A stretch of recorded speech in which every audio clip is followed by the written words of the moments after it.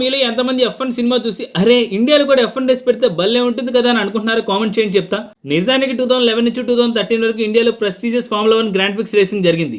2011లో first time ఇండియాలో motor sports racing అనగానే hype sky హైకి reach అయింది మామ. మాసివ్ క్రౌడ్, గ్లోబల్ మీడియా అప్పట్లో మామూలుగా లేదు.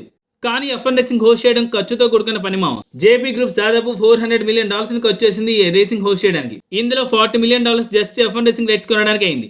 దీనికి తోడు గవర్నమెంట్ ట్యాక్సెస్. అప్పట్లో గవర్నమెంట్ ఈ రేసింగ్ ని స్పోర్ట్ గా కాకుండా ఎంటర్టైన్మెంట్ కేటగిరీలో ట్యాక్సెస్ వసూలు చేసింది. స్పోర్ట్స్ కి ట్యాక్సెస్ తక్కువ, ఎంటర్టైన్మెంట్ కి ట్యాక్సెస్ ఎక్కువ. సో ఇలా సగం డబ్బు గవర్నమెంట్ తినేసింది.